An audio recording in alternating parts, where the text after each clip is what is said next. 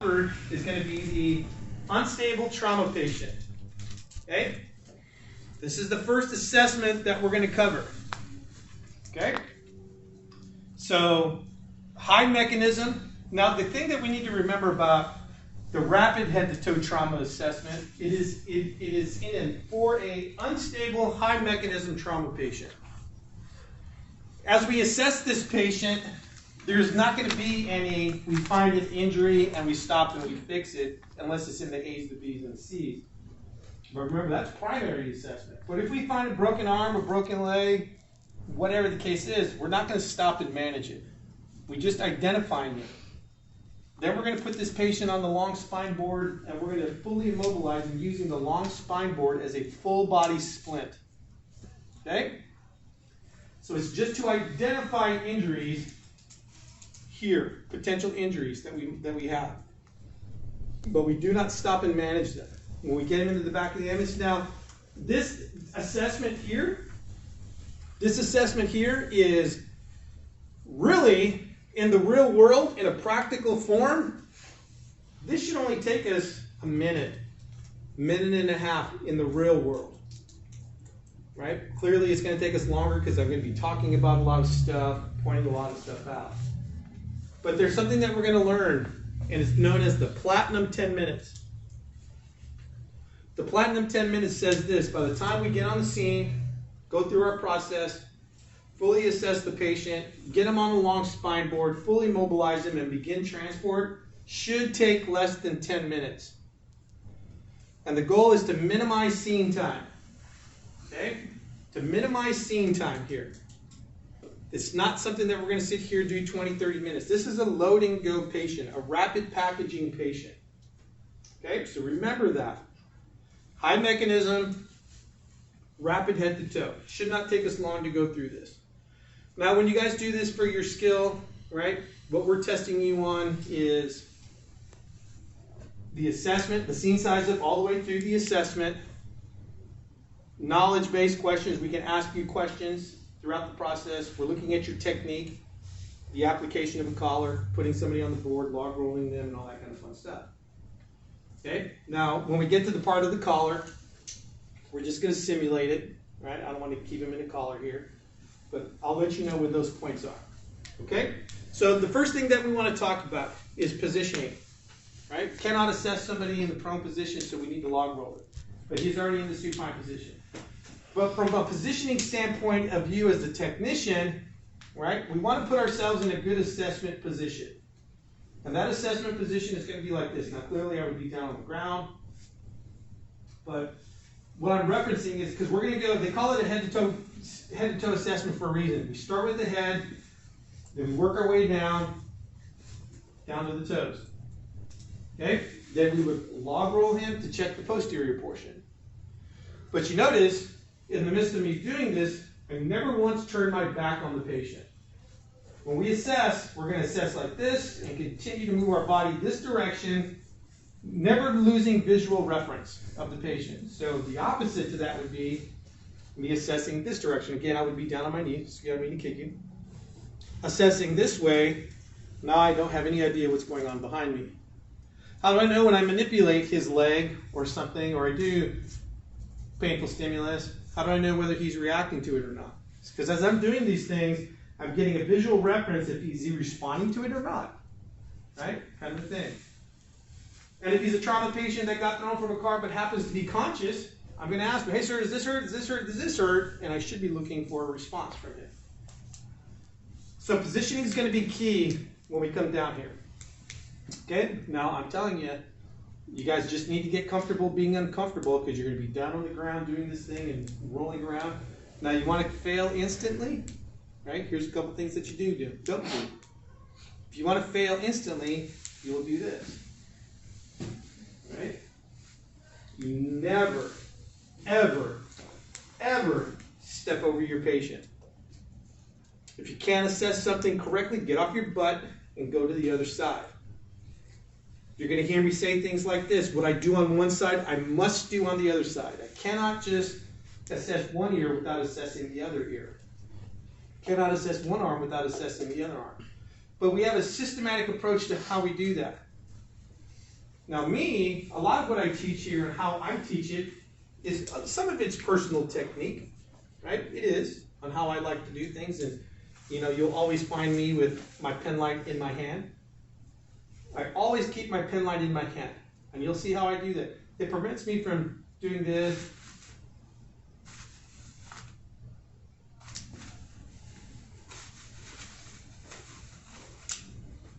Right? I'll work with this thing and it's always going to be in my hand. Some way, shape, or form, this is always going to be in my hand. That's just me. Okay? Now, the one thing that we look for here in this section from our students is the quality of the assessment. Not rushing, right? But very specific techniques on how we apply opposite pressure. Now, I'm sorry.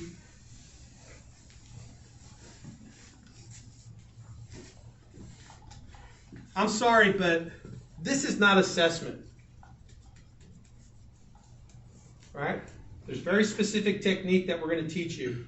We talk about putting opposite pressure and things of that nature to the extremities for stability, checking for stability and stuff. Okay? So just be mindful about that, and we'll point those things out to you when we get to them. All right, so let's get started. So our scenario is going to be this. We're responding to the scene of a motor vehicle accident where a patient was ejected from the vehicle. Warranted a high mechanism, rapid head-to-toe trauma assessment.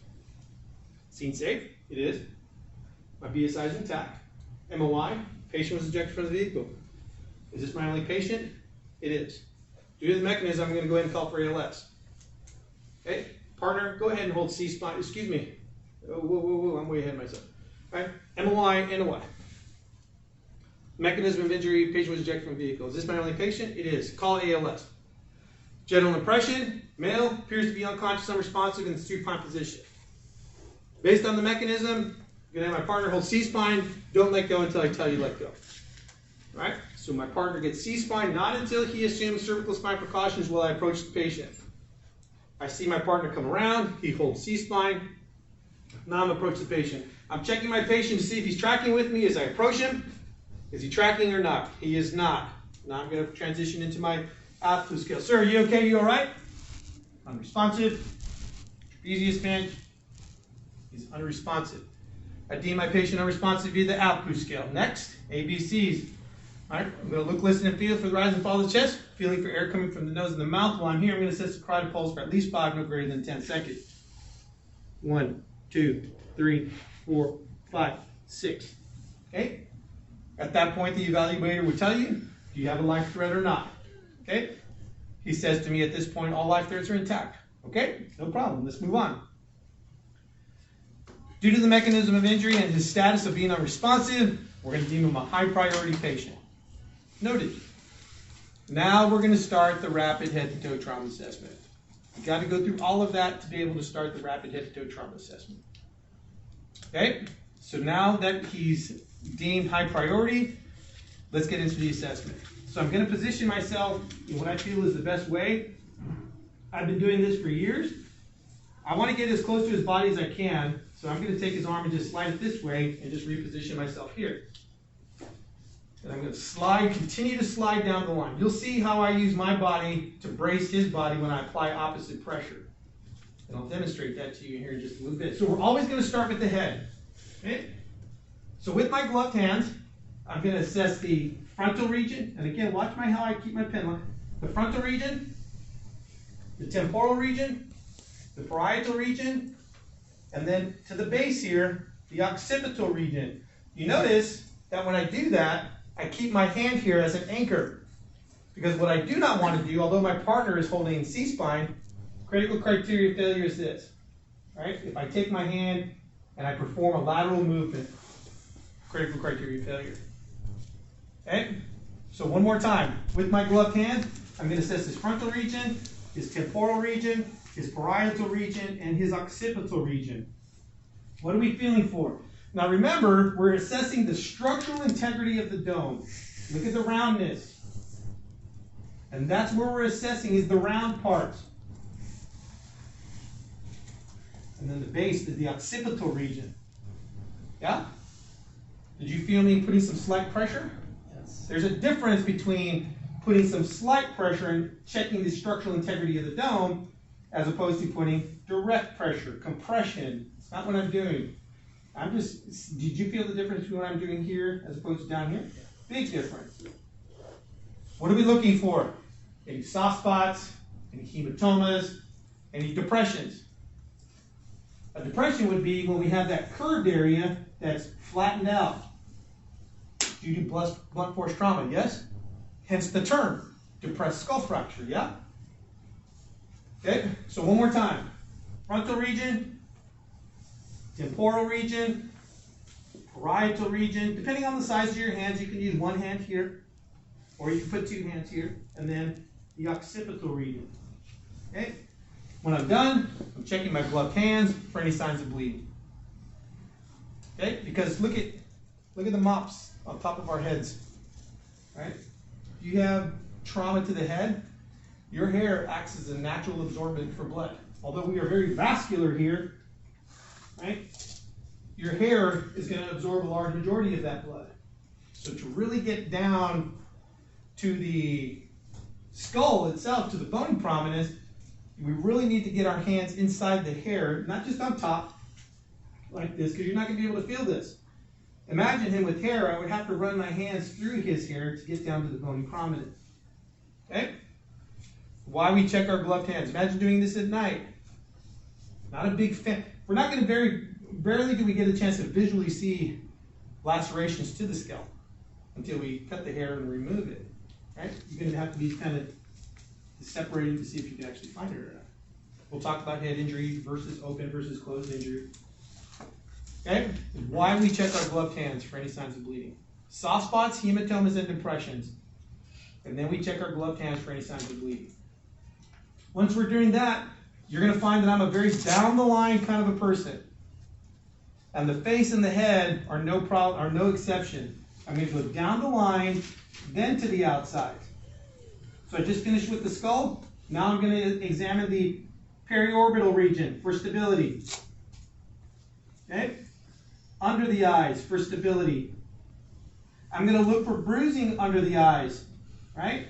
Bruising under the eyes is known as ecchymosis. E-C-C-H-Y, ecchy, M-O-S-I-S, ecchymosis.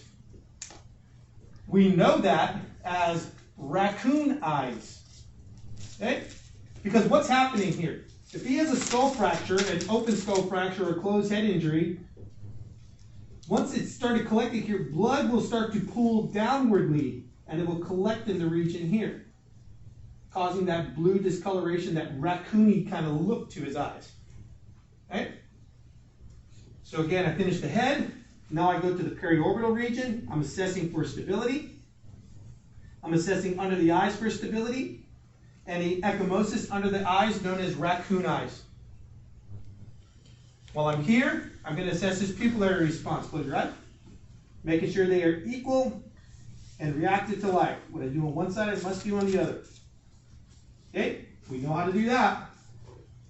Continuing down the line, I'm going to assess his nose to make sure it's midline, no deviations. Now, I'll leave it up to you whether you want to take your mask off or not. Okay? So I'm here assessing the nose.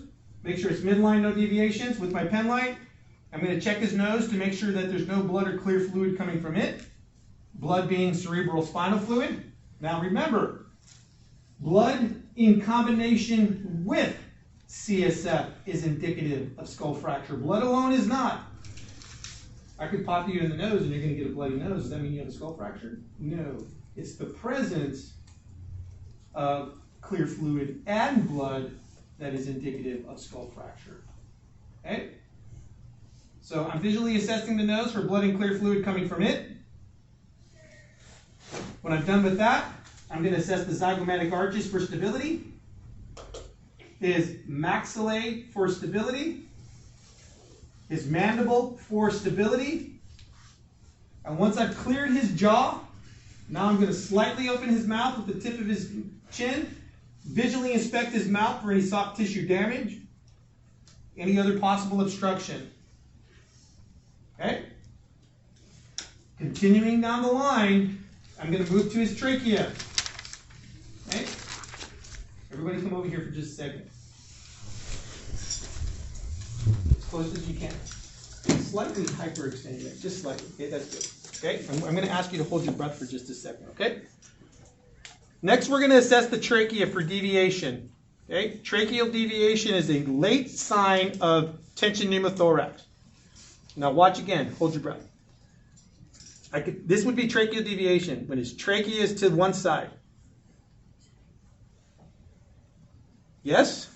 You can relax. Okay? So if we see deviation, you can breathe, relax. I am. Okay. I didn't hear him breathe. Tracheal deviation. So if his trachea, hold your breath. If his trachea is this direction, that means the lung that is collapsed, relax. The lung that is down is this side. Because now air is building in this side of his chest and it's pushing his trachea, his heart, and all the great vessels, it's shoving it in the opposite direction. So the direction of the deviation, the opposite side of the deviation is the affected side. We would hear no breath sounds here. The trachea would be deviated to the left, right? And he would next have our next step, which is jugular vein distension. You guys see these veins right here? Right? Those are known as jugular veins, right? We have both internal and external jugular veins. When we have things like tension pneumothorax, jugular vein distension bilaterally is an indication of, late indication of tension pneumothorax as well.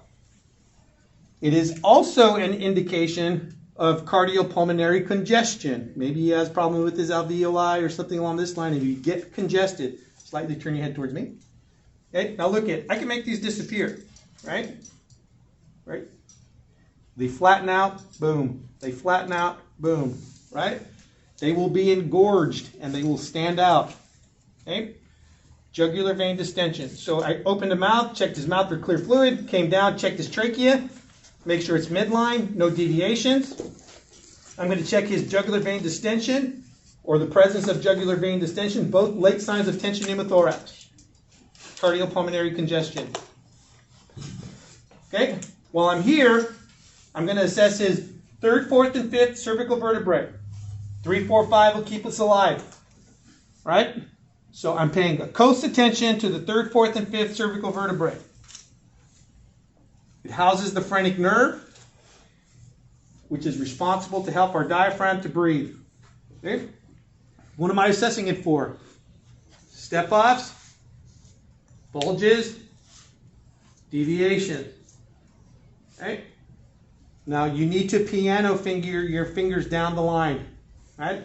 Tell me if you can tell me. Now when I do this, again, I stabilize here. This is just personal technique, but I stabilize here. Tell me if you can feel me touching each one of those vertebrae. A little bit off. Right? There you go. Really? I'm just saying, you wanted me to tell you. All right. I feel you, Don. There you go. It's on, man. Get up in there. You're in medical field Hey, now. get off my job. Right? You feel me? Yes. So we should piano finger our ways down. Right? This is not, let me do it to here. This is not checking. If you can see my fingers, I'm doing this. So if this were here, I was touching it, touching it, touching it. Yes?